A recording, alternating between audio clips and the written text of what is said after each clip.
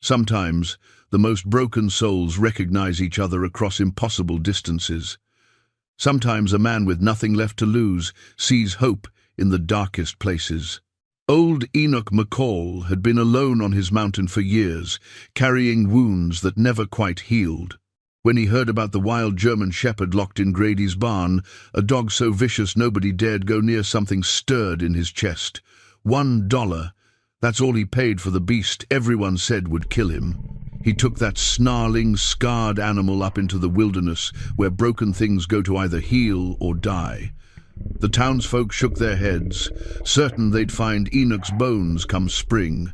But when armed bandits rode up to his cabin with murder in their eyes, that same wild dog did something that changed everything. What could turn a vicious beast into a fierce protector? Before we jump back in, tell us where you're tuning in from, and if this story touches you, make sure you're subscribed, because tomorrow I've saved something extra special for you. The morning mist clung to the pine-covered slopes of Thunder Ridge like a shroud, and Enoch McCall stood on his cabin's weathered porch, watching the sun struggle through the grey. His calloused fingers wrapped around a chipped ceramic mug, steam rising from the black coffee within. At 62, his face bore the deep lines of a man who'd seen too much and carried the weight of it in silence. His beard, more silver than brown now, caught droplets from the mountain air as he breathed in the familiar scent of pine resin and morning dew. The cabin behind him told its own story, hand-hewn logs chinked with creek clay, a stone chimney that had drawn smoke for 15 years, and windows made from salvaged glass that caught the light like fractured memories. Everything about this place spoke of deliberate solitude, of a man who'd chosen the mountains not for their beauty, but for their silence. Enoch's hand-carved walking stick leaned against the porch rail, its surface worn smooth by years of use. Made from mountain ash and standing nearly as tall as his shoulder, the stick bore witness to his decades of exile. Each small notch carved into its surface marked another year in these heights, 15 marks total. 15 years since he'd turned his back on the world below and climbed into the thin air where a man could think without the weight of other people's judgments. The stick had been his first project when he'd arrived, broken and bleeding, seeking refuge in the vast emptiness of the Colorado Rockies.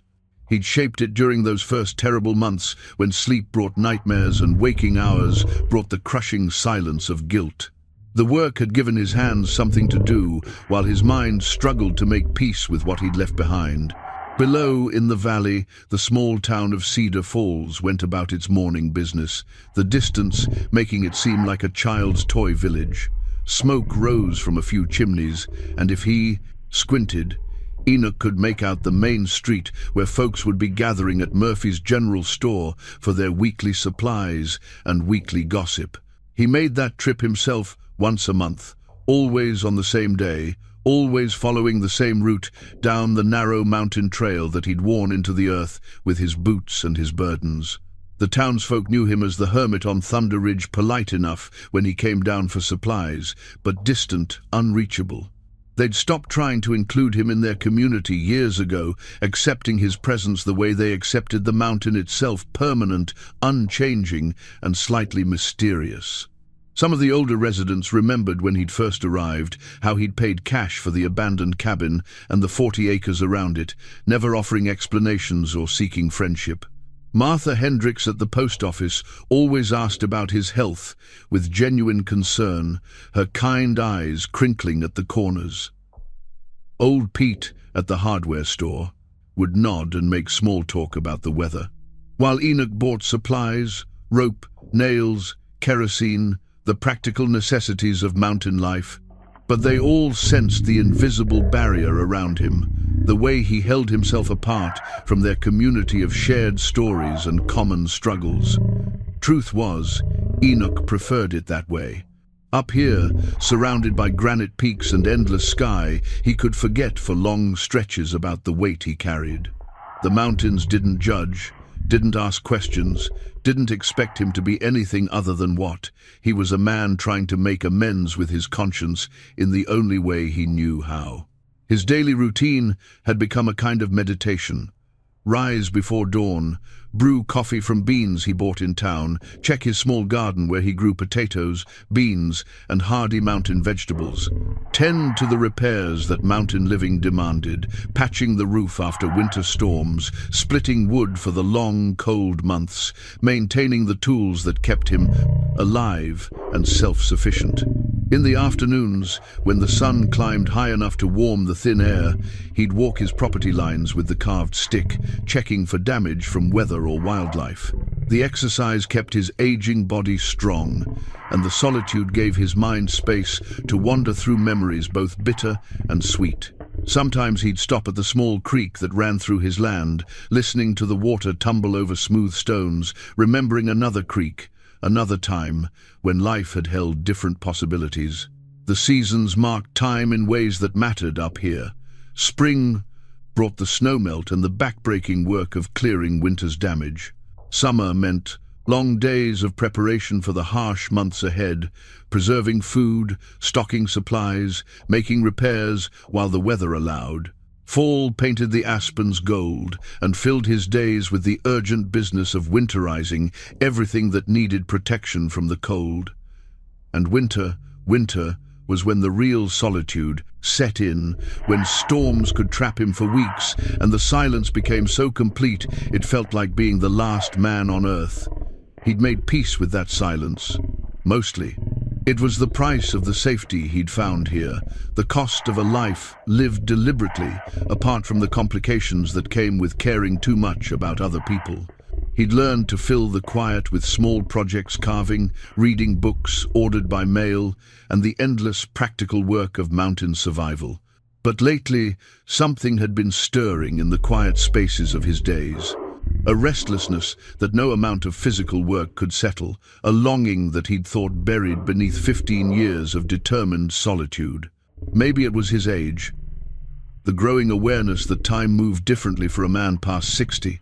Maybe it was the dreams that had been coming more frequently, dreams of voices calling his name, of hands reaching out across impossible distances. Sarah's face still visited those dreams sometimes, her smile as clear as morning light, her voice asking questions he'd never been able to answer. She'd been gone 20 years now, cancer taking her as surely as his own choices had taken everything else. But the memory of her remained vivid and painful. She'd understood his need to disappear after what happened, had even supported his decision in those final terrible weeks before she died. "Find your peace, Enoch," she'd whispered with her last breath. "Find a way to forgive yourself." He'd been trying to do exactly that for 15 years, seeking forgiveness in the clean air and honest work of mountain living. Some days he thought he was getting close to it, that the weight might finally be lifting. Other days, like today, he felt the full burden of his choices pressing down with the weight of the grey sky above. The coffee had grown cold in his mug while his thoughts wandered, and he drained it in a few bitter swallows before heading inside to begin another day. The cabin's interior was sparse but comfortable, a main room with a stone fireplace, a small kitchen with a hand pump well, and a bedroom that held little more than a bed and a chest of drawers. Everything he owned fit easily within these four walls, and everything served a purpose. He'd just settled down to sharpen his tools when he heard the sound of hoofbeats on the trail below. Visitors were rare enough to be noteworthy, and Enoch moved to the window to see who might be riding up to his place. A single horse and rider picked their way carefully up the steep path, and as they drew closer, Enoch recognized young Billy Thompson from the livery stable in town. The boy dismounted at the hitching post Enoch had built near the cabin and called out, "Mr. McCall, got a message for you from Mr. Grady down at the farm." Enoch stepped onto the porch, his walking stick in hand more from habit than necessity. "What's Grady need, Billy?" The teenager pulled a folded paper from his pocket, his horse stamping nervously in the thin mountain air. "He said to tell you he's got something might interest you, sir. Something about that German dog that's been causing him trouble." Enoch took the note, his weathered fingers unfolding the coarse paper. Grady's handwriting was barely legible, but the message was clear enough. "Enoch, heard you might know something about difficult animals. Got a German shepherd that's more wild than tame. If you're interested, come take a look. Might be we can help each other out. Grady."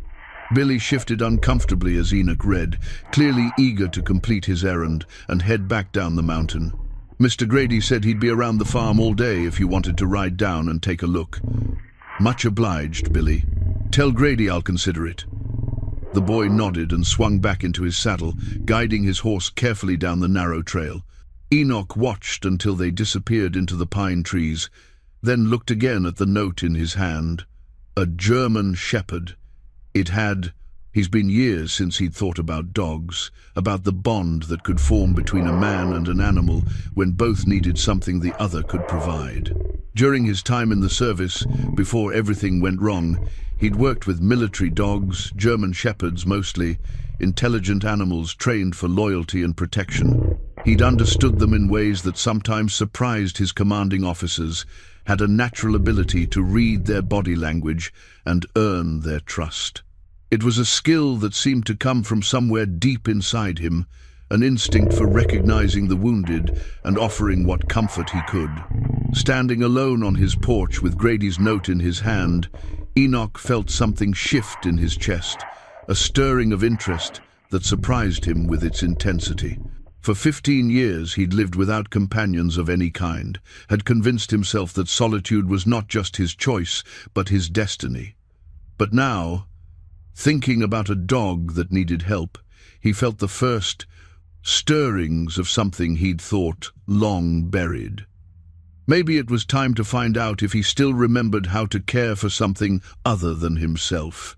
The ride down to Grady's farm took Enoch through country he knew well but rarely traveled. His old mare, Duchess, picked her way carefully along the winding trail, her hooves sure on the rocky path, despite her advancing years. The descent always felt like traveling backward through time, leaving the stark beauty of the high country for the gentler slopes where civilization had left its mark in fence lines and cultivated fields. Grady's farm sat in a natural bowl between rolling hills, the kind of land that looked prosperous from a distance but told a different story up close. The barn needed paint, the fences sagged in places, and the main house showed signs of a man struggling to keep up with the demands of working land alone. Smoke rose from the chimney, and chickens scattered as Enoch rode into the dusty yard. Grady himself emerged from the barn, wiping his hands on a stained apron. He was a thin man in his 50s, all sharp angles and nervous energy, with the kind of mustache that had gone out of fashion years ago. His eyes held the perpetual worry of someone always one bad season away from losing everything. "Enoch, didn't expect you so soon. Appreciate you coming down." Enoch dismounted and tied Duchess to the hitching post near the water trough. "Your message said you had a dog problem." "Problem's putting it mild." Grady glanced toward the barn, his expression troubled. "Come on, I'll show you what I'm dealing with.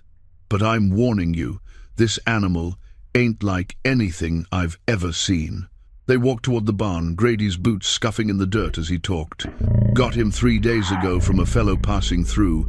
Said he'd won the dog in a card game down in Denver, but couldn't handle him. Offered to sell him cheap if I'd take him off his hands." "What you pay?" Head ruefully. "Should have known something was wrong when he took the first offer I made. Said the dog had potential but needed the right kind of handling." As they approached the barn, Enoch heard it, a low, continuous growling that seemed to vibrate through the wooden walls. It was the sound of an animal pushed beyond its limits, driven to a place where fear and rage became indistinguishable. The hair on the back of Enoch's neck stood up, not from fear but from recognition. He knew that sound, had heard it in the voices of men pushed too far in places where humanity became a luxury they couldn't afford. "He's in the back stall," Grady said, his voice dropping to a whisper. "Built a cage out of scrap iron to contain him. Even so, I don't go back there after dark." The barn's interior was dimly lit, dust motes dancing in shafts of sunlight that slanted through gaps in the weathered boards. The familiar smells of hay and leather and honest work filled Enoch's nostrils, but underneath it all was something else. the sharp scent of fear and the metallic tang of violence. The growling grew louder as they moved deeper into the barn, past empty stalls and farm equipment covered in dust.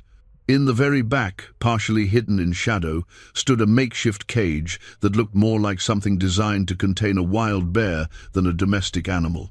And inside that cage was the German shepherd.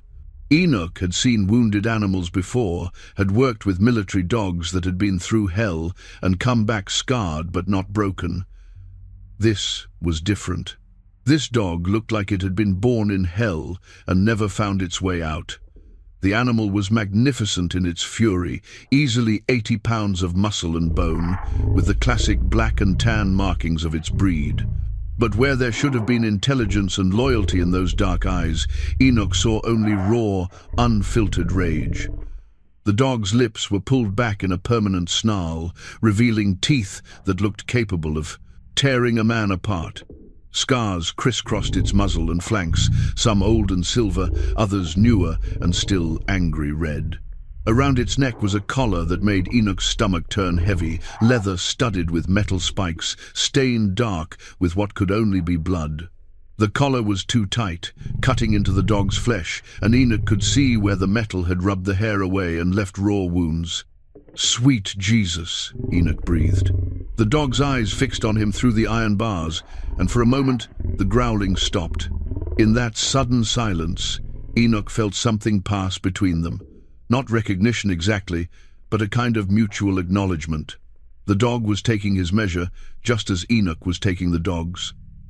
"Previous owner wasn't what you'd call gentle," Grady said, his voice tight. "Near as I can figure, this animal's been beaten, starved, and God knows what else. Tried to get close enough to remove that collar, but he nearly took my hand off." The dog resumed its growling at the sound of Grady's voice, hackles rising along its back. But its eyes remained fixed on Enoch, and in those dark depths, Enoch saw something that made his chest tight, not just rage, but pain. Deep, bone-deep pain that had nowhere to go but outward, in snarls and snapping teeth. "Has he eaten?" Enoch asked. "Won't touch food when anyone's around. I've been throwing scraps through the bars and hoping for the best. Water, too, he'll drink, but only after I've gone away."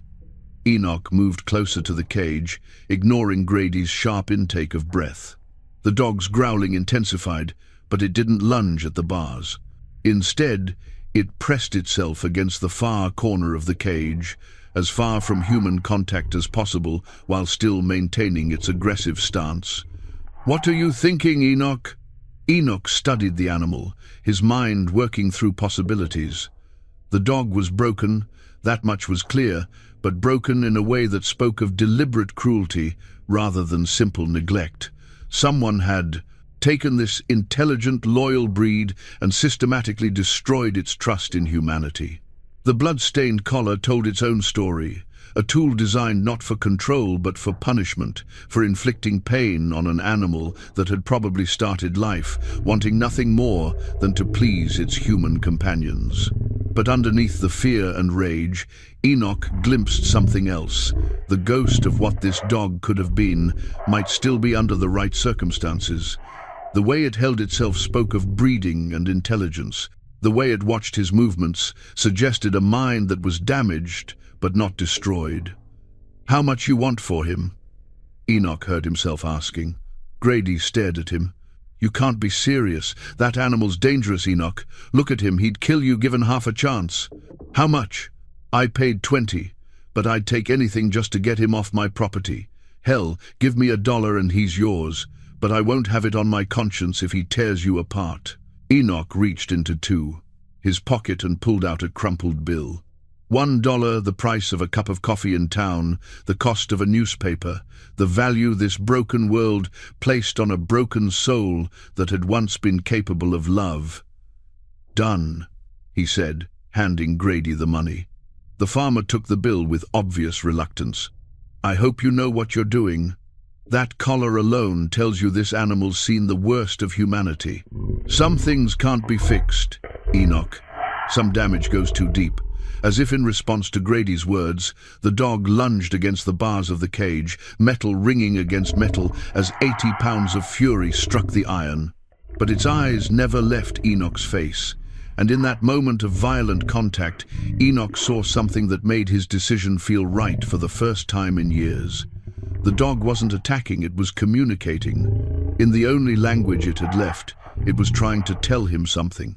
And Enoch, who had spent 15 years learning the language of pain and isolation, thought he understood what it was trying to say. "We'll need to get him loaded onto my wagon," Enoch said calmly, as if he'd just purchased a sack of grain instead of a potentially lethal animal. "You got any thick rope?" Loading the caged dog onto Enoch's wagon proved to be an exercise in patience and careful planning. The animal threw itself against the iron bars with such violence that the entire cage shook, metal shrieking against metal as claws scraped for purchase on anything that might give way. Grady stood well back, his face pale as he watched Enoch work with the methodical calm of someone who'd handled dangerous situations before. "You sure about this, Enoch?" Grady asked for the third time as they maneuvered the cage onto the wagon bed. "It ain't too late to change your mind." Enoch secured the last rope, testing the knots with practiced hands. "I'm sure." The ride up the mountain was unlike any journey Enoch had ever taken. Behind him, the caged dog maintained a constant low, growling, punctuated by sudden explosive lunges against the bars. Every bump in the trail, every creak of the wagon wheels seemed to set the animal off anew. Duchess, his normally placid mare, kept her ears pinned back and stepped nervously, clearly disturbed by the violent presence behind them. But Enoch found himself oddly calm. Perhaps it was the familiar weight of his military dog tags pressing against his chest beneath his shirt, a reminder of other times, other damaged souls he'd tried to reach. The tags were a secret he'd kept even from Sarah in their final years together, two small pieces of metal that bore witness to a part of his life he'd tried to forget. Staff Sergeant Enoch McCall, United States Army. Service number, blood type, and religion, stamped in regulation lettering on aluminum that had grown warm against his skin during firefights in jungles half a world away. He'd served 2 tours in Vietnam, working with military dogs in situations where human and animal depended on each other for survival. The program had been classified, dangerous work that most soldiers never heard about and fewer still survived. But he'd been good at it, maybe too good. He had an instinct for reading animals, for understanding the subtle communications that passed between species when words weren't enough. His commanding officers had called it a gift. Sarah had called it a blessing. But Enoch had learned that some gifts came with a price that took years to understand. The dogs he'd worked with in the jungle had saved his life more times than he could count. Rex, a German shepherd with one torn ear and eyes like black glass. Ranger, a Belgian Malinois who could smell danger from 100 yards away. Apollo, the big shepherd mix who'd taken shrapnel meant for Enoch and died in his arms during their last mission together. He'd promised himself never to get attached to another animal after Apollo. The pain of losing something that depended on you completely, trusted you with everything it had, that kind of hurt was something a man could only endure so many times. But now, listening to the wounded fury of the dog behind him, he felt those old instincts stirring. This animal had been broken the way some of his war dogs had been broken, not by enemy action, but by the cruelty of the very humans they should have been able to trust. He'd seen it before, dogs that had been turned into weapons instead of companions, their natural loyalty twisted into something dark and dangerous. By the time they reached his cabin, the sun was setting behind the western peaks, painting the sky in shades of gold and crimson.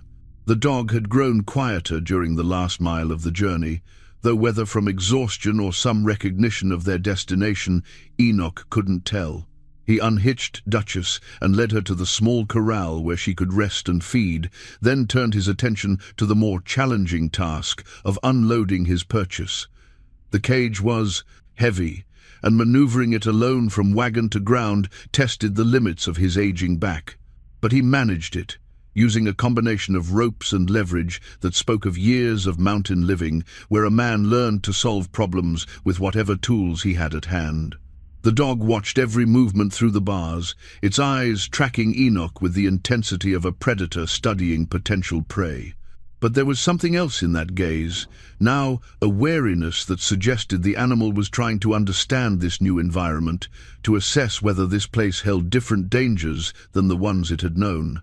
Enoch positioned the cage near the cabin, but not too close, in a spot where the dog could observe its surroundings without feeling completely trapped. He'd learned in the army that wounded animals needed space to feel secure, room to retreat if their fight or flight instincts demanded it. "Well," he said quietly, settling down on a stump about 10 feet from the cage. "Here we are." The dog's growling resumed at the sound of his voice, but it was different now, less frantic, more controlled. This was communication rather than pure aggression, and Enoch took that as a hopeful sign. He pulled a piece of dried beef from his pocket, left over from his noon meal, and placed it on the ground halfway between himself and the cage. The dog's nostrils flared, and for a moment the growling stopped completely. Hunger warred with fear in those dark eyes, and Enoch could see the animal's ribs showing clearly through its matted coat. "I'm not going anywhere," Enoch said, his voice barely above a whisper. "So you take your time deciding what you want to do about that food." The dog pressed itself against the far corner of the cage, as far from both Enoch and the meat as possible. But its eyes kept flicking to the food, and Enoch could see its nostrils working, processing the scent. He settled more comfortably on the stump and let the silence stretch between them. This was the first lesson he'd learned about working with traumatized animals. Patience was more valuable than force, time more healing than pressure. The dog needed to learn that he wasn't a threat, that his presence didn't automatically mean pain or punishment. The mountain evening was quiet, except for the whisper of wind through pine needles and the distant call of an owl. Stars began to appear in the darkening sky, and still Enoch sat without moving, letting the dog grow accustomed to his presence. Occasionally he would speak, just a few quiet words about the weather or the beauty of the night, his voice deliberately calm and unthreatening. As full darkness settled over the mountain, the dog finally moved. A quick, darting motion that brought it close enough to the bars to snatch the meat before retreating to its corner. The food disappeared in 3 quick gulps, and then the dog resumed its watching. "Good," Enoch said softly. "That's a start." He stood slowly, making no sudden movements, and headed for the cabin. At the door he paused and looked back at the caged animal. "I'll bring you water in the morning, and more food. No hurry on trusting me, I've got all the time in the world." Inside the cabin, as he prepared for bed, Enoch could hear the occasional scrape of claws against metal, the soft sounds of the dog settling down for the night. For the first time in 15 years, he wasn't completely alone on his mountain, and the feeling was both terrifying and oddly comforting. Before sleep claimed him, he touched the dog tags beneath his shirt and wondered if he still remembered how to save something other than himself. Dawn came slowly to Thunder Ridge, creeping across the peaks like spilled honey. Enoch woke to the sound he'd grown accustomed to over 15 years of mountain mornings' absolute silence. But today was different. Today, underneath that familiar quiet, he could hear the soft shuffling of an animal moving in its cage. He dressed quietly and stepped onto the porch with his morning coffee, careful not to let the cabin door slam behind him.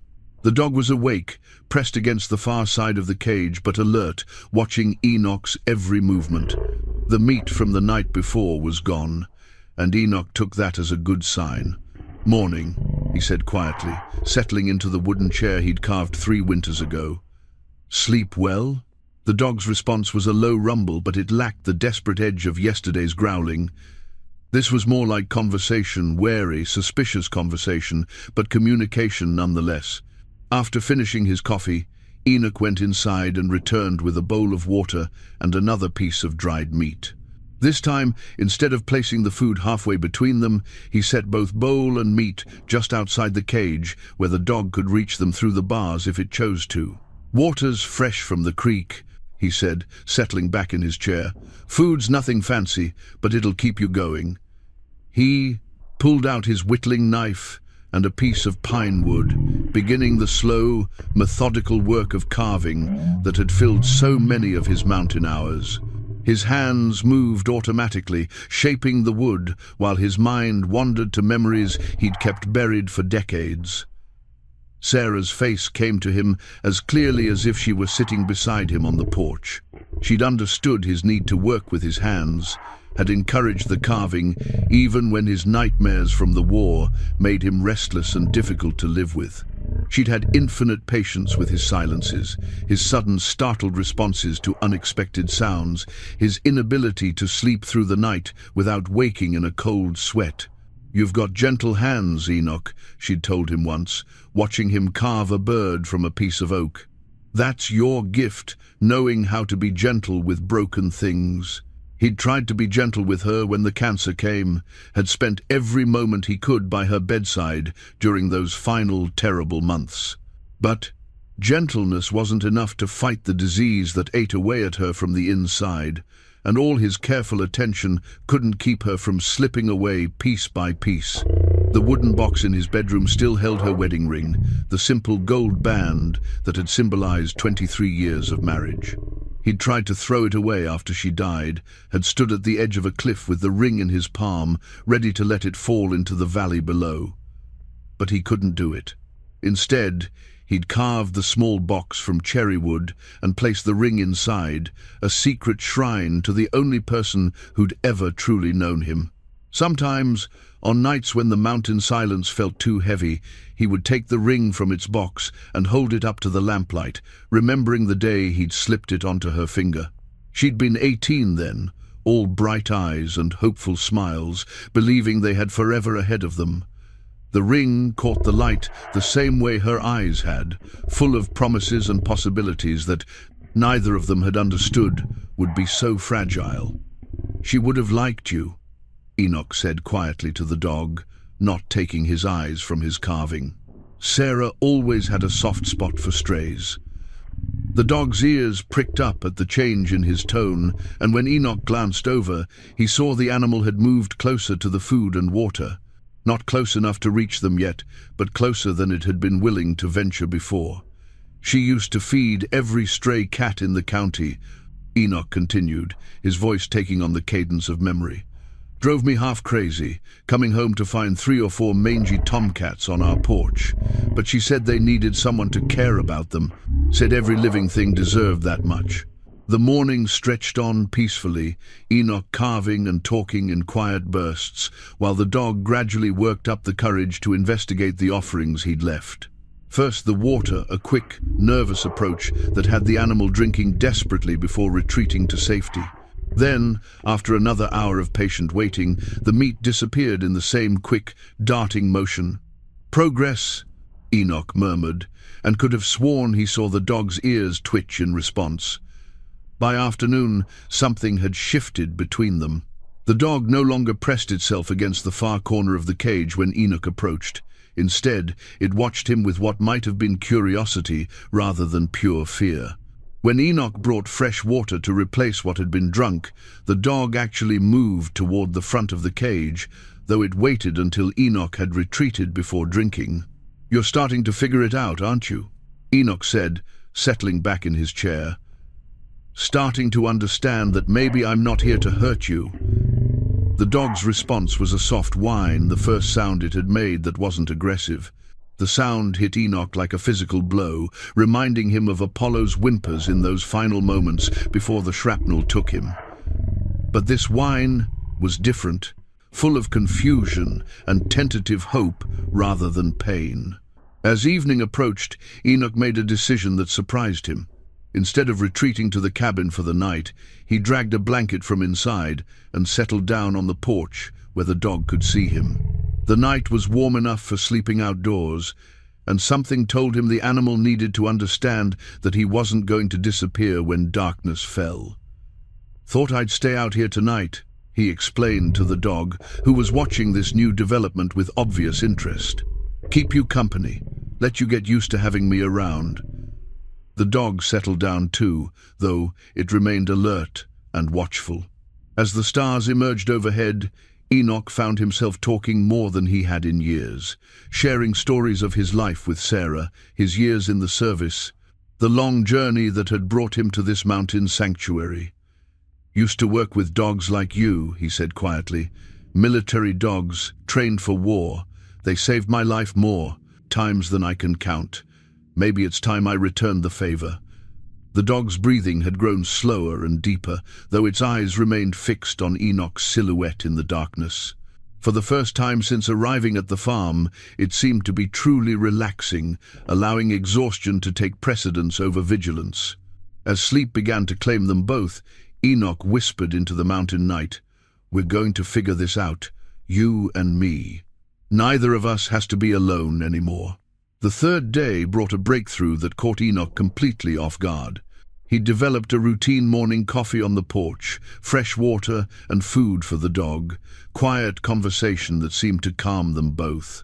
But this morning, as he approached the cage with the dog's breakfast, he noticed something different. The animal wasn't pressed against the far corner. Instead, it sat in the center of the cage, watching his approach with what Enoch could only describe as interest rather than fear. When he sat down, the food and water, the dog didn't wait for him to retreat. It came forward immediately, drinking deeply while keeping one eye on Enoch's movements. "Well, I'll be damned," Enoch murmured, and the dog's ears perked up at his voice. That afternoon, while working on repairs to his cabin's front steps, Enoch found himself humming something he hadn't done in years. The melody was an old song Sarah used to sing while cooking, a simple tune that spoke of home and contentment. When he realized what he was doing, he felt self-conscious at first, but the dog seemed to find the sound soothing. Remembering the broken harmonica tucked away in his cabin's main room, Enoch retrieved it after finishing his work. The instrument had been Sarah's, a cheap tin thing she'd bought at a county fair during their first year of marriage. She'd never learned to play it properly, but she'd enjoyed making noise with it on lazy Sunday afternoons, filling their little house with cheerful, discordant melodies. The broken harmonica represented everything that was damaged but not destroyed in Enoch's life. Several of its reeds were bent from the rough journey to the mountain years ago, and it wheezed more than it sang. But like everything else Sarah had touched, it held memories of better times, of laughter and simple joy shared between two people who had believed their love could weather any storm. The harmonica had been damaged in the move to the mountain, several reeds were bent, and it produced more wheezes than clear notes. But when Enoch brought it to the porch and attempted to play one of Sarah's favorite tunes, something remarkable happened. The dog moved to the front of the cage, pressing its muzzle against the bars, and for the first time since Enoch had known it, the animal looked truly peaceful. Its ears were forward instead of pinned back, its mouth slightly open in what might have been the ghost of a pant rather than a snarl. "You like music, do you?" Enoch asked, lowering. "The harmonica." The dog whined softly, that same tentative sound from the night before, but stronger now, more confident. Enoch played again, working through the limited repertoire the damaged instrument would allow. The dog's response was immediate and unmistakable. It relaxed completely, even lying down with its head resting on its paws while keeping its eyes fixed on Enoch's face. It was during one of these impromptu concerts that Enoch first noticed they weren't alone. A flash of movement in the tree line caught his eye, too quick and deliberate to be wildlife. He stopped playing abruptly, and the dog's head shot up, alert once again. "Easy," Enoch murmured, setting the harmonica aside and rising slowly from his chair.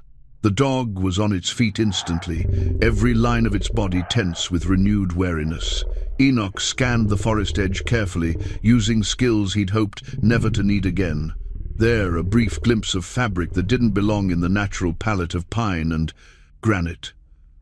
Someone was watching them, had probably been watching for some time. The realization hit him like cold water.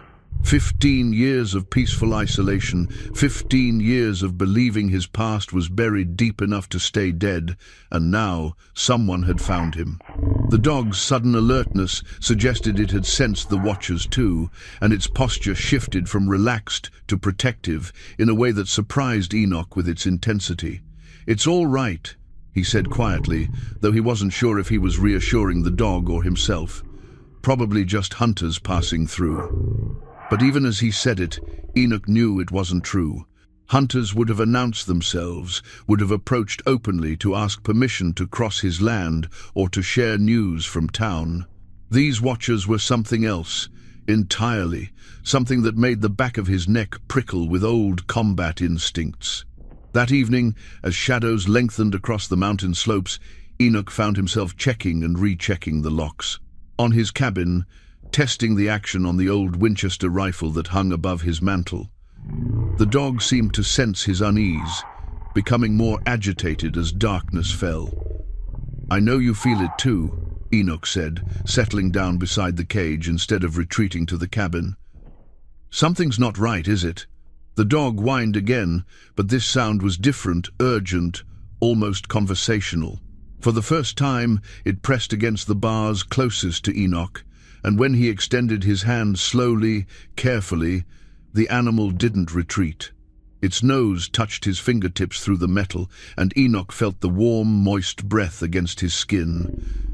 "There's a good boy," Enoch whispered, his voice thick with unexpected emotion. "You're trying to tell me something, aren't you?" The contact lasted only a moment before the dog pulled back, but it was enough. In that brief touch, Enoch felt the first real connection they'd shared, not just tolerance or gradual acceptance, but something that might grow into trust. As if responding to this breakthrough, the dog began to pace the confines of its cage, but not with the frantic energy of earlier days. This was purposeful movement, the kind of restless alertness Enoch recognized from his military days when patrol dogs sensed danger their human companions had yet to identify. "You want out of there, don't you?" Enoch said, studying the animal's behavior. "Want to be able to protect us both instead of being trapped behind bars?" The idea that had been growing in the back of his mind for days suddenly crystallized. The dog wasn't just healing, it was beginning to form a bond with him, the kind of loyalty that had made German shepherds legendary as both companions and guardians. But that loyalty was being stifled by the cage that had become more prison than protection. Enoch looked at the crude lock holding the cage door shut, then at the dog, who was watching him with an intensity that seemed almost human in its intelligence. Tomorrow, he decided. Tomorrow he would take the first real risk he'd taken in 15 years. But tonight, with unknown watchers in his woods and a healing animal finally beginning to trust him, Enoch settled down with his back against a porch post and his rifle across his knees. The dog seemed to understand, lying down so it could keep watch on the tree line while remaining close to the human who had become its anchor in a world that had shown it nothing but cruelty. "We'll keep each other safe," Enoch promised quietly. "Whatever's coming, we'll face it together." The dog's response was a soft woof of breath that sounded remarkably like agreement. The morning of the fourth day dawned grey and heavy with the promise of rain. Enoch woke stiff from sleeping on the porch, his rifle still cradled in his arms. The dog was already awake, standing alert at the front of its cage, ears pricked toward the forest where the watchers had been.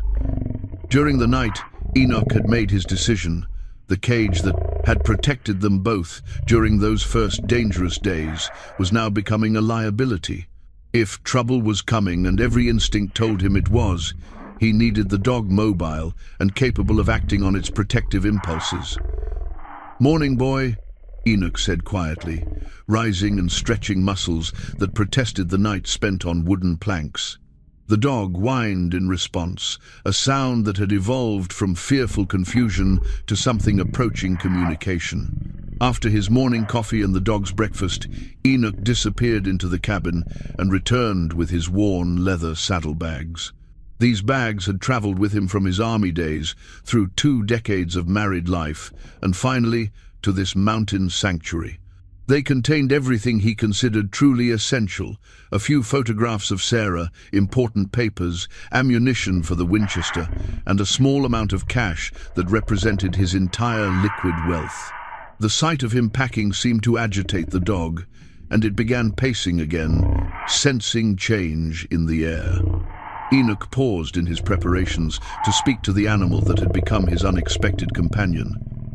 "It's not what you think," he said. "I'm not leaving you, but if those men in the woods mean trouble, we both need to be ready to move. These bags have been with me through every important moment of my life. Figured it was time to get them ready again."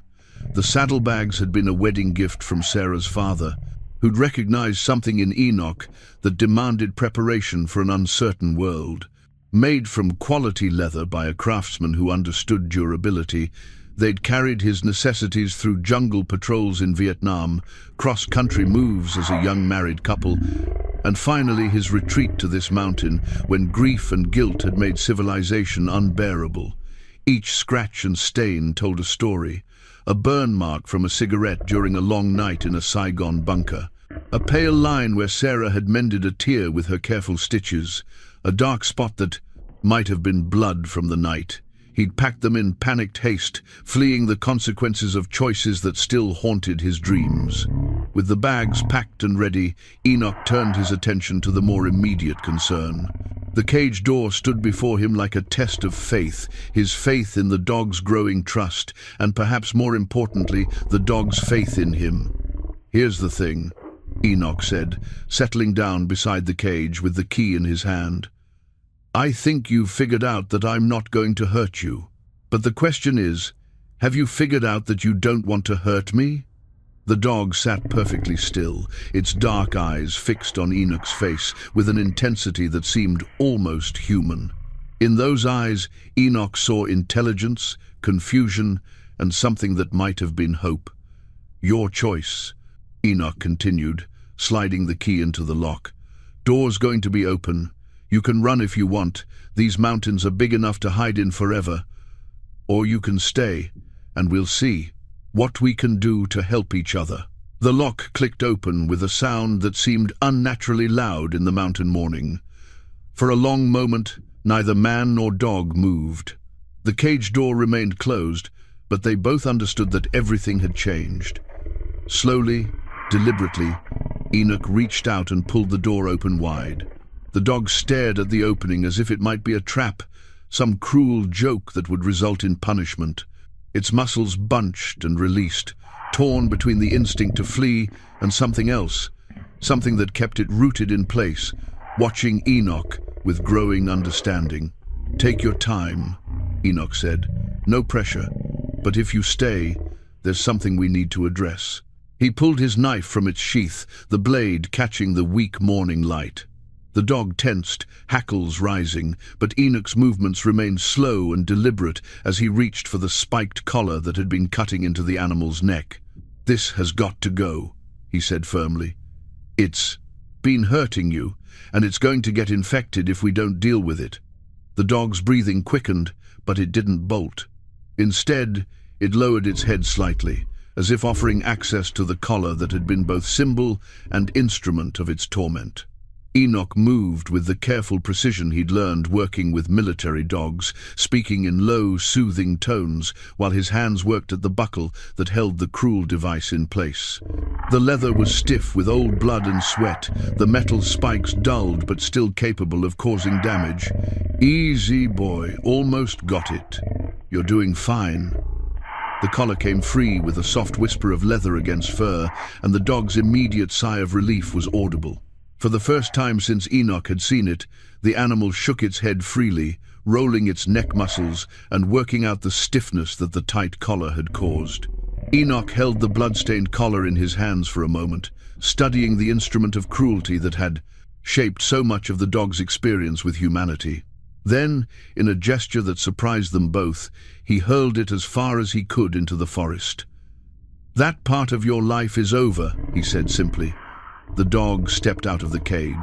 It moved cautiously, testing the feel of solid ground beneath its paws, the sensation of freedom after days of confinement. But it didn't run. Instead, It circled once, twice, then sat down exactly where Enoch could reach it. "Well, I'll be damned," Enoch breathed. The dog looked up at him, and for the first time, Enoch saw its tail move, not wagging exactly, but a tentative twitch that suggested the possibility of happiness. "Ghost," Enoch said, giving voice to the name he'd been thinking for days. "That's what I'll call you. Ghost, because you're like me, a spirit that's supposed to be dead but somehow isn't." Ghost's ears pricked at the sound of his name, and this time his tail definitely moved. The peace that had settled over Enoch and Ghost lasted exactly 2 hours. They were working together near the cabin, Enoch splitting firewood while Ghost lay nearby, alert but relaxed when the dog's entire body went rigid. His ears shot forward, a low growl building in his chest as he stared toward the trail that led down to civilization. Enoch set down his axe and listened, his own senses sharpened by years of mountain living and older memories of combat. At first he heard nothing but wind through pine needles, but then it came the distant sound of multiple horses moving carefully up the narrow mountain path. "Company's coming, boy," Enoch murmured, and Ghost moved to stand beside him, close enough that Enoch could feel the tension vibrating through the animal's powerful frame. What emerged from the tree line wasn't what Enoch had expected. 3 men on horseback, but these weren't the rough mountain types or casual travelers he occasionally encountered. These men had the look of professionals, well-armed, alert, moving, with the coordinated purpose of people who knew exactly where they were going and why. The leader was a lean man with graying hair beneath a black hat, his clothes expensive but practical. A badge glinted on his vest, and when he spoke, his voice carried the authority of someone accustomed to being obeyed. "Mr. McCall," he called, reining in his horse about 20 yards from the cabin. "I'm Marshal David Kane. We need to talk." Enoch felt Ghost press closer against his leg, the dog's growl now audible but controlled. "It's all right," Enoch said quietly, though he wasn't sure if he was reassuring Ghost or himself. "About what, Marshal?" Kane dismounted slowly, his movements deliberate and non-threatening, though his hand remained close to the pistol at his side.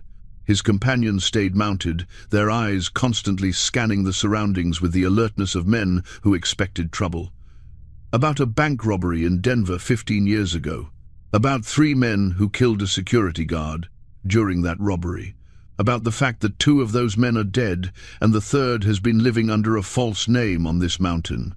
The words hit Enoch like physical blows, each one stripping away another layer of the peace he'd built for himself over 15 years of exile.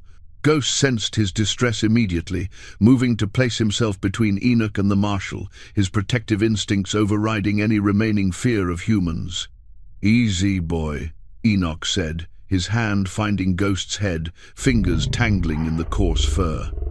The contact seemed to calm them both.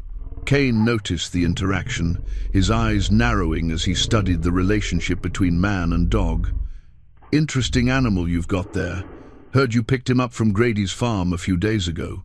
Same time we lost track of the men we've been trailing."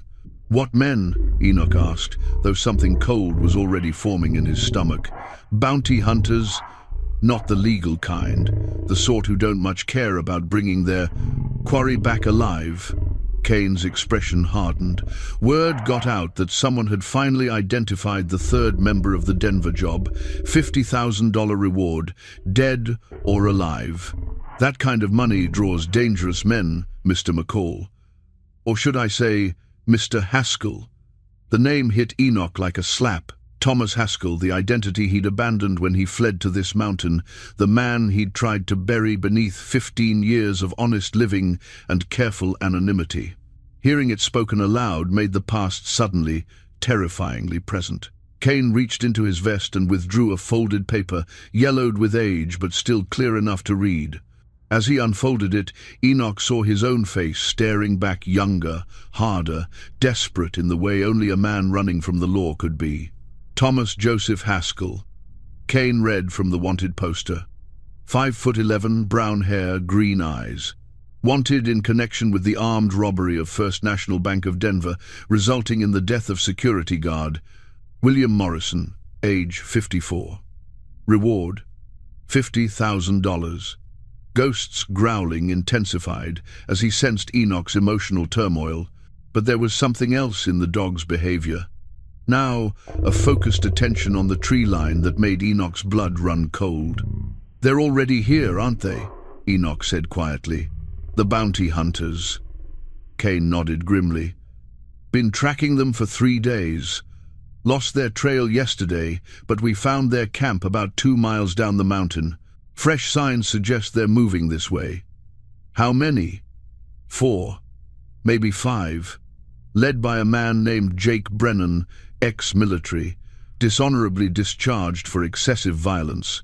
The kind of man who'd rather collect a dead bounty than risk a live prisoner fighting back. Enoch felt the weight of 15 years of peace crumbling around him.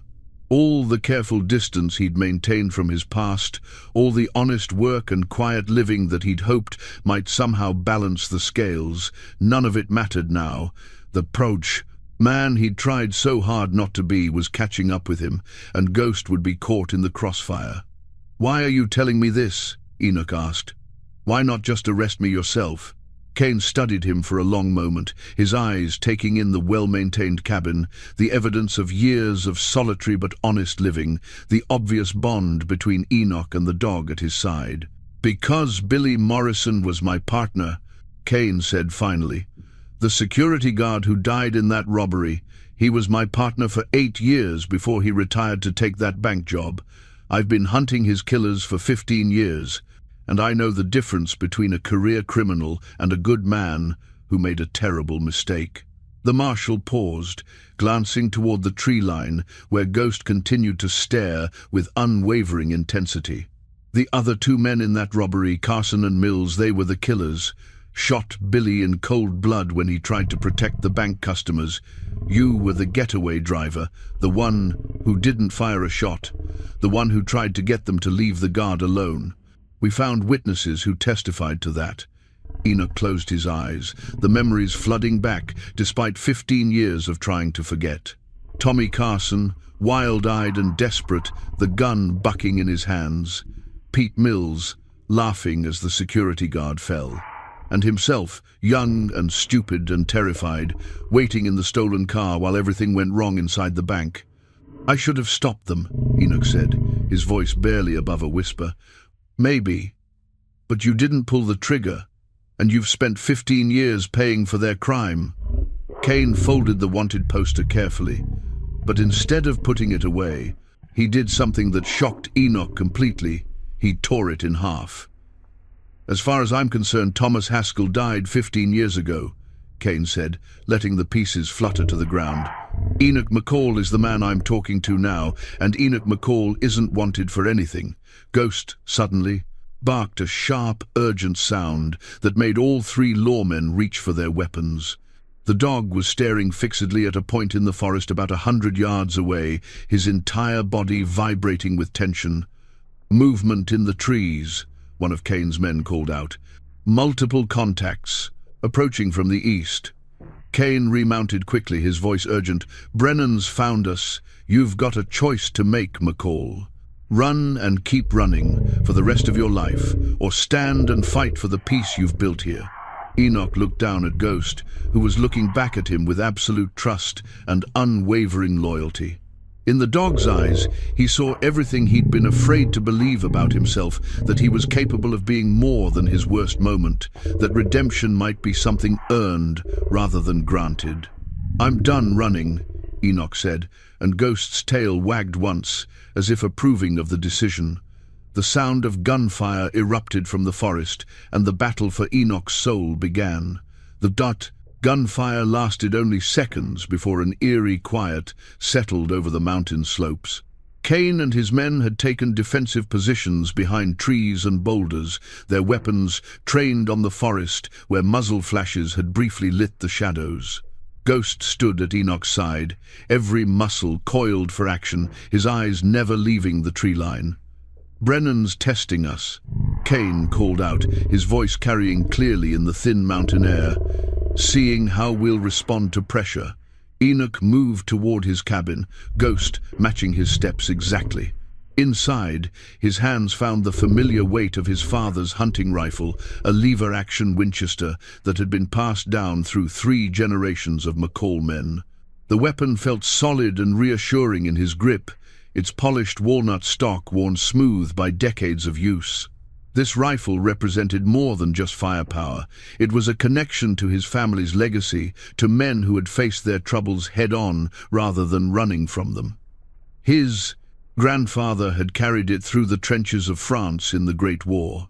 His father had used it to put meat on the table during the lean years of the Depression. And now it fell to Enoch to uphold the family honor, to prove that a McCall man could face his past and emerge with his dignity intact. "How many rounds you got for that thing?" Kane asked, as Enoch emerged from the cabin. "Enough," Enoch replied, checking the rifle's action with practiced efficiency.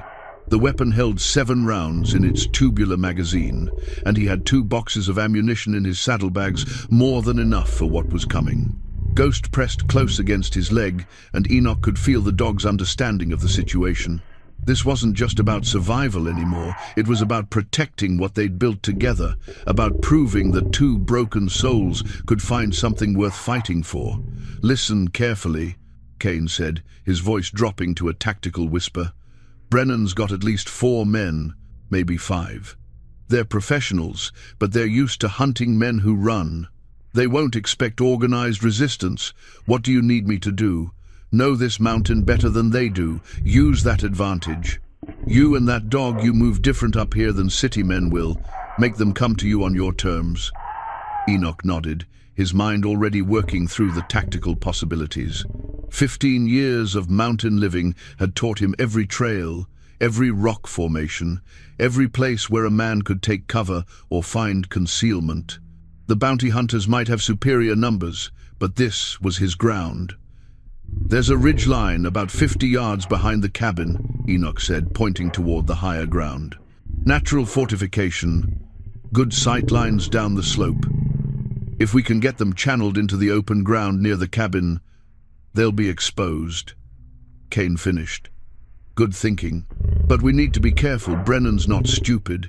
He'll try to flank us if he can." As if summoned by their conversation, a voice echoed across the mountain, clearing, rough, confident, with the flat accent of a man who'd learned violence in back alleys and perfected it in darker places. "McCall!" The voice carried clearly through the pine-scented air. "Name's Jake Brennan. I think you know why I'm here." Enoch stepped into view, the Winchester held ready but not yet aimed. Ghost moved with him, a silent grey shadow that seemed to absorb and reflect his master's deadly calm. "I hear you," Enoch called back. $50,000, McCall. That's what your head's worth to certain people in Denver. Now, we can do this easy, or we can do this hard. But either way, I'm taking you down off this mountain. Afraid that's not going to happen, Brennan." A harsh laugh echoed from the forest. "You see those men with me? Ex-military, everyone. We've hunted bigger game than one old hermit and his mutt." Ghost's growl rumbled low in his chest at the dismissive reference, and Enoch felt a surge of protective anger that surprised him with its intensity. This dog had already endured more cruelty than any living creature should have to bear. The idea of these men threatening Ghost sparked something deep and primal in Enoch's chest.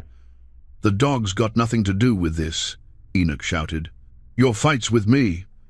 "Maybe, but that animal looks like he might be trouble. Might be better for everyone if we put him down first."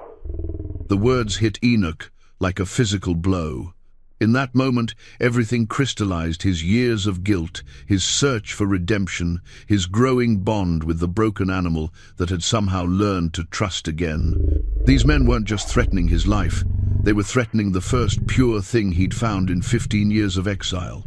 "Over my dead body," Enoch said, his voice carrying a tone that made Kane look at him with new respect.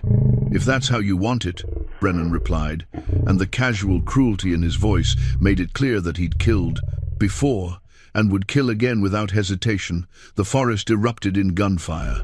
Brennan's men had positioned themselves in a rough semicircle around the cabin, their overlapping fields of fire designed to pin down the defenders, while the bounty hunter himself maneuvered for a killing shot. Bullets whined through the air and splintered wood as Enoch and Ghost dove for cover behind a stack of split logs near the cabin's foundation. Kane and his deputies returned fire with disciplined volleys, their shots carefully aimed at the muzzle flashes that revealed their attackers' positions. The marshal had been right, these were professionals, but they were fighting on unfamiliar ground against men who knew every inch of the terrain.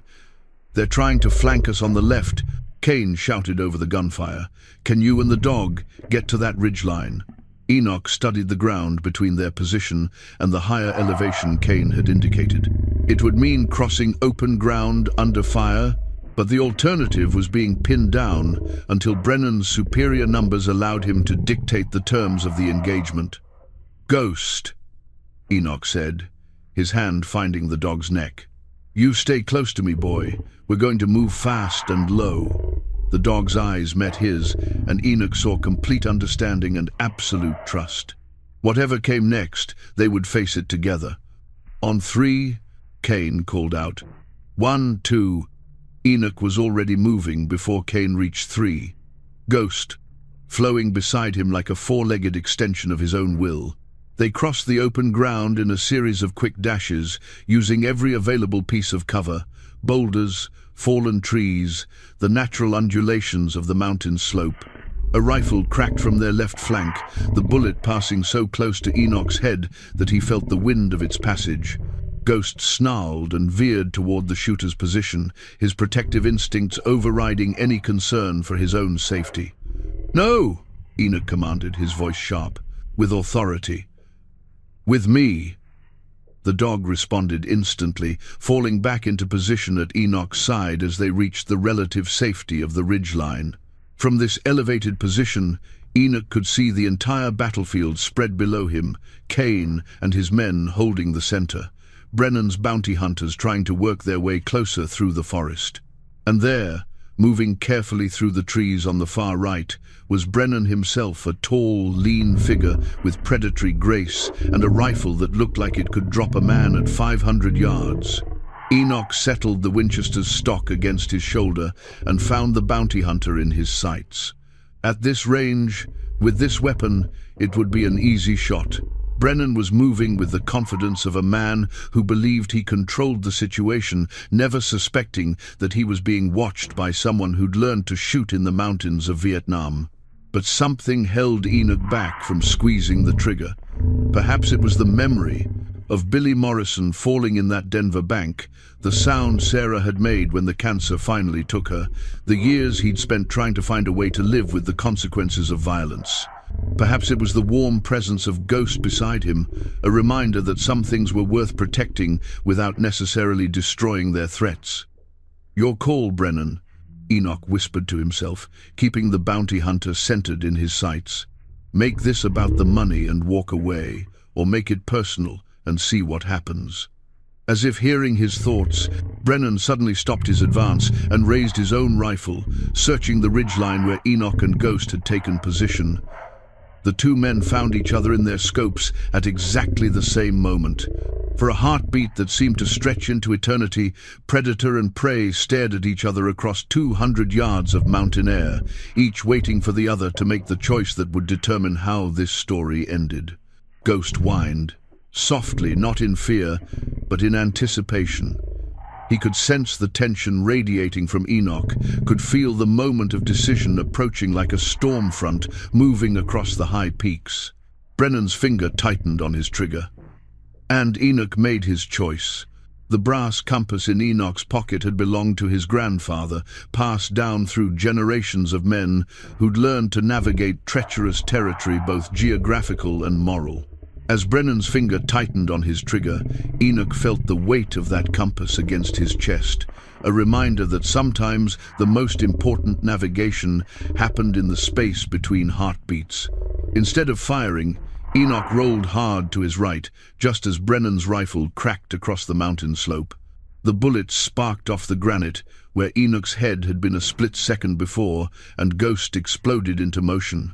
The The dog didn't charge toward Brennan. That would have been suicide across 200 yards of open ground. Instead, Ghost demonstrated the tactical intelligence that had made his breed legendary in military service. He bounded down the slope toward Brennan's left flank, using the natural cover of boulders and fallen trees to mask his approach. "Ghost, no!" Enoch shouted, but the dog was already committed to his attack run. Brennan's attention swung toward the moving grey shadow, and in that moment of distraction, Enoch made his own choice. Not to kill, but to disrupt. He put his first shot into the tree trunk, 6 inches from Brennan's head, the heavy 30-30 round, sending bark and splinters flying. The bounty hunter dove for cover, cursing, but his eyes remained fixed on Ghost's approach.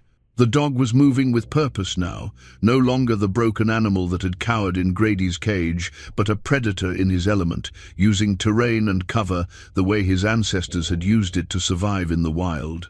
"Take the dog!" Brennan screamed to his men. "Kill that damn animal!" Rifle fire erupted from multiple positions as Brennan's bounty hunters turned their attention to Ghost. But the dog seemed to anticipate their shots, zigging and zagging through the forest understory with an agility that made him almost impossible to target. Enoch worked the Winchester's lever and put his second shot into a muzzle flash 50 yards below Ghost's position. A man screamed, and one of the rifles went silent. The compass in his pocket seemed to pulse with his heartbeat, reminding him that moral navigation required constant course corrections, moment by moment, choices between justice and vengeance. Ghost reached striking distance of Brennan's position in a rush of grey fur and bared teeth. The bounty hunter spun to face this new threat, his rifle swinging around, but he was a half-second too slow. 80 pounds of German Shepherd hit Jake Brennan like a furry cannonball, driving him backward into the rocky slope behind him. Ghost's jaws clamped down on the bounty hunter's gun arm, and Brennan's rifle went spinning away into the underbrush. Son of a... Brennan's curse was cut off as he tried to fight off the dog with his free hand, but Ghost held on with the tenacity of his breed, his powerful jaws applying pressure that made the bounty hunter's bones creak. From his elevated position, Enoch could see the entire battle unfolding below. Kane and his deputies were advancing on the remaining bounty hunters, their coordinated movement suggesting years of experience working together. The sound of gunfire was becoming more sporadic as Brennan's men found themselves outnumbered and outmaneuvered, but Enoch's attention remained fixed on Ghost and Brennan. The dog had the bounty hunter down but not defeated, and Brennan was reaching for a pistol on his hip with his free hand. Enoch didn't hesitate. His third shot took Brennan's pistol clean out of his hand, the heavy bullet smashing the weapon's grip and numbing the bounty hunter's fingers. Brennan howled in pain and fury, but Ghost maintained his grip on the man's rifle arm, preventing any further attempts at armed resistance. "Call off your dog," Brennan screamed, his voice high with pain and rage. "Call him off or You'll what?" Enoch's voice carried clearly across the mountainside as he stood up on the ridgeline, the Winchester held ready. "You came here to kill me and my dog for money. What exactly are you threatening me with now?" Brennan's remaining men were surrendering to Kane's deputies, their hands raised as they realized their leader was down and their mission had failed catastrophically. The fight was over, but the real test was just beginning. Enoch could have ended it right there, one shot, one dead bounty hunter, and the threat to his peaceful life eliminated permanently. The compass in his pocket had guided his grandfather through the moral complexities of war, had helped his father make hard choices during the Depression. Now, it was Enoch's turn to choose his. Heading, "Ghost," Enoch called out, his voice calm and controlled. "Release." The dog immediately let go of Brennan's arm and stepped back, but remained in position to attack again, if necessary. His eyes never left the bounty hunter's face, and his message was clear: any aggressive movement would result in immediate and violent consequences. Brennan clutched his mangled arm to his chest, glaring up at Enoch with hatred that burned like acid. "This isn't over, McCall. There'll be others." The bounty's still good. Enoch descended from the ridgeline, slowly, deliberately, the Winchester still ready, but no longer aimed directly at Brennan. Ghost moved to his side, the perfect picture of controlled aggression. "Maybe," Enoch agreed, "but they'll have to get through him to reach me. And after today, I don't think that's going to be as easy as you thought." Marshal Kane approached through the settling gun smoke, his weapon trained on Brennan, but his eyes fixed on the remarkable scene before him. The bounty hunter, who had terrorized half the territories, was sitting in the dirt, clutching a mangled arm, while a German shepherd stood guard over him with the discipline of a trained soldier. "I've never seen anything like that," Kane said quietly, genuine admiration in his voice. That dog moved like he'd been trained for military operations. Enoch kept the Winchester ready as he studied Brennan's condition. The bounty hunter's rifle arm was badly bruised, but not broken, and his gun hand would heal in time. Ghost had used exactly the amount of force necessary to neutralize the threat without causing permanent damage, a level of control that spoke to intelligence and training that went far deeper than simple aggression. "He wasn't always broken," Enoch said, understanding flooding through him as he watched Ghost maintain his perfect guard position. "Were you, boy? Someone trained you right before they broke you wrong." Ghost's ears twitched at Enoch's words, and for a moment his tail moved just slightly, but enough to suggest that somewhere in his traumatic past there had been good times, proper training, and perhaps even love. Brennan spat blood and glared at them both. $50,000, he snarled. "You think this is over? There's always another hunter, always someone willing to take the risk for that kind of money." "About that," Kane said, producing a folded document from his vest. "Funny thing about bounties, they can be rescinded by the proper authorities." He unfolded the paper with deliberate ceremony, revealing an official-looking document bearing multiple seals and signatures. "Governor's pardon," Kane announced, "issued yesterday morning on the recommendation of the United States Marshal Service. Thomas Joseph Haskell is hereby granted full clemency for his role in the Denver bank robbery, in consideration of his cooperation with federal authorities and 15 years of exemplary citizenship." Enoch stared at the twin document, unable to process what he was hearing. "That's impossible. I never cooperated with any authorities." "Actually, you did." Kane's smile was grim but satisfied. "Your testimony from 15 years ago, the statement you gave before you disappeared, helped us track down and arrest Carson and Mills. They're both dead now, killed in prison, but your information led to the recovery of most of the stolen money and the closure of 6 other cases." The marshal tucked the pardon back into his vest, but its effect lingered in the mountain air like the echo of distant thunder. Thomas Haskell was wanted for questioning. Enoch McCall is a free man. Brennan's face went through a series of expressions as the implications sank in. Rage, disbelief, and finally a dawning understanding that his carefully planned operation had just become worthless. "You're telling me I risked my life and lost 3 men for a bounty that doesn't exist?" "That's exactly what I'm telling you," Kane replied. "And now you're under arrest for attempted murder, assault with a deadly weapon, and conspiracy to commit kidnapping." One of Kane's deputies moved forward with shackles, but Brennan wasn't finished yet. With the desperate fury of a man who had lost everything, he lunged for a concealed knife in his boot, a last-ditch attempt to salvage something from his failed mission. Ghost reacted with lightning speed that would have made his military trainers proud. The dog intercepted Brennan's movement with surgical precision, his jaws clamping down on the bounty hunter's wrist, just hard enough to stop the attack without breaking bone. The knife fell harmlessly to the ground, and Brennan's last hope died with the sound of steel hitting stone. But the effort cost Ghost something vital. The emotional and physical stress of the battle, combined with days of malnutrition and the lingering effects of his abuse, finally caught up with him. The dog staggered, his legs suddenly unsteady, and collapsed beside the disarmed bounty hunter. "Ghost!" Enoch dropped his rifle and rushed to the dog's side, his hands finding the places where Ghost had been wounded during the fight. There was blood on the dog's flanks, not deep wounds, but enough to weaken an animal that was already running on nothing but loyalty and determination. The broken chain that had once bound Ghost to his cage lay scattered in the dirt around them, its severed links catching the afternoon sunlight like fragments of a shattered past. Each piece of metal represented a moment of cruelty overcome, a bond of pain transformed into a connection of trust. "He's exhausted," Enoch said, his voice tight with worry as he gathered Ghost into his arms. The dog was conscious but breathing hard, his dark eyes still alert but clouded with pain. Kane's deputy finished shackling Brennan and helped the defeated bounty hunter to his feet. "We'll get them all down to the territorial prison," Kane said. "But first, let's get that dog some help." Ghost lifted his head at the sound of Kane's voice, and his tail moved weakly against Enoch's arm.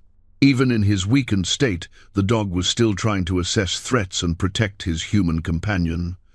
"You did good, boy," Enoch whispered, his voice thick with emotion. "You did better than good. You saved us both." For the first time since Enoch had known him, Ghost's tail wagged with something that looked like genuine happiness. The broken chain around them seemed to shimmer in the mountain light, not as a symbol of bondage, but as proof that some things, once broken, could be transformed into something stronger than they had ever been whole. 3 weeks later, Enoch sat on his porch in the early morning light, watching Ghost chase a butterfly through the wildflowers that had begun to bloom near the cabin. The dog moved with easy grace now, his wounds healed and his strength restored, by proper food, clean water, and the kind of care that came from genuine affection rather than mere duty. The new collar Enoch had crafted lay on the porch rail beside him, catching the golden rays of sunrise. Made from soft leather and lined with lamb's wool, it bore no resemblance to the spiked monstrosity that had been the symbol of Ghost's torment. This collar was a work of art, hand-tooled with simple geometric patterns and fastened with a brass buckle that gleamed like honey in the morning light. But more than its beauty, the collar represented something profound, the choice to belong rather than the compulsion to submit. Ghost had been wearing it for a week now, and the transformation was remarkable. Where once there had been raw wounds and matted fur, now there was sleek coat and confident posture. Where once there had been fearful aggression, now there was alert intelligence and protective devotion. Morning Enoch. The voice belonged to Dr. Sarah Hendricks, Martha's niece from town, who had ridden up the mountain trail with a bag of medical supplies and a smile that reminded Enoch painfully of another Sarah from another lifetime. She'd been coming up every few days to check on Ghost's recovery, but Enoch suspected her visits were as much about checking on him as they were about veterinary care. "Morning, Doc. Coffee's fresh if you want some." She dismounted and tied her horse to the hitching post, her movements efficient and confident. At 45, she had the kind of practical beauty that came from years of useful work and genuine concern for others. Her auburn hair was streaked with early silver, and her green eyes held the warmth of someone who had learned to find joy in small victories. "How's our patient today?" she asked, settling into the chair Enoch had carved for visitors, the first furniture he'd made with company in mind.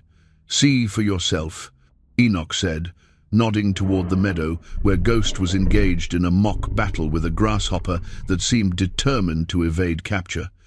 Dr. Hendricks laughed, a sound that filled the mountain morning with unexpected music. "I've never seen a dog recover so completely from that level of trauma. Whatever you're doing, it's working. I'm not doing anything special, just treating him the way any living creature deserves to be treated." "That's more special than you might think," she said quietly. "Most people would have given up on him, called him too damaged to save." They sat in comfortable silence for a while, watching Ghost's antics and enjoying the peace that had settled over the mountain like a blessing. Marshal Kane had been true to his word. The bounty hunters were in federal custody, and word had spread through the criminal underground that the reward for Thomas Haskell was permanently off the table. For the first time in 15 years, Enoch could sleep through the night without wondering if his past was catching up with him. "I heard from Marshal Kane yesterday. Doctor," Hendrik said eventually, "he's recommending Ghost for some kind of civilian commendation. Says he's never seen a dog perform like that without formal military training." "Ghost was trained," Enoch replied, "probably by someone who knew what they were doing. Before the bad times, he was loved and cared for properly. That training doesn't just disappear, it gets buried under the hurt, but it's still there. Like people," she observed. "Like people." Ghost trotted back toward the porch, his morning exercise complete, and settled down at Enoch's feet with the contentment of an animal that had found its place in the world.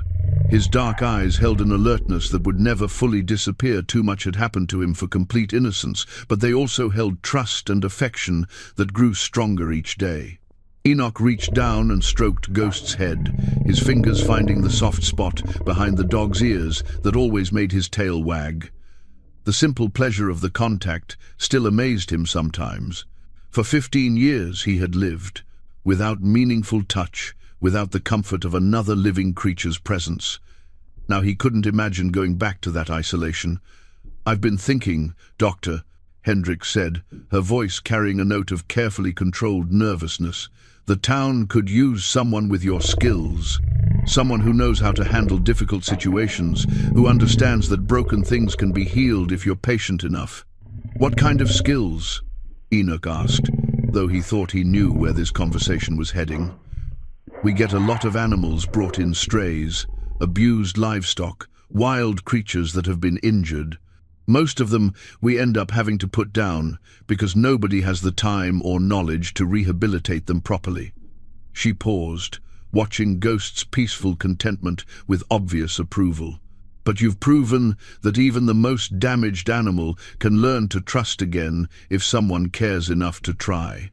The town council has authorized me to offer you a position part-time. Animal rehabilitation specialist. Good pay, flexible hours, and all the satisfaction of knowing you're giving broken creatures a second chance." Enoch considered the offer, his mind working through the implications. It would mean regular contact with people again, becoming part of a community instead of existing on its margins. It would mean using the skills he'd learned in the military and refined through years of patience with Ghost. "I'd want to keep living up here," he said finally. "Of course, the mountain suits you, and Ghost would come with me. He's not just a pet, he's my partner. I wouldn't have it any other way," she assured him. "In fact, I think he might be as valuable to the rehabilitation process as you are. Animals trust other animals sometimes when they can't trust humans."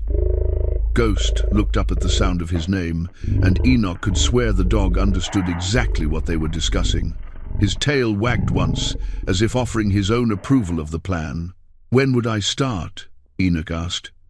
"Doctor." Hendrik smiled, and in that smile, Enoch saw the possibility of a future he had never dared to. Imagine a life where his past informed his purpose rather than defining his limitations, where the skills born from his own brokenness could be used to heal others. "How about Monday?" she said. Enoch looked down at Ghost, who was watching him with absolute trust and unwavering loyalty.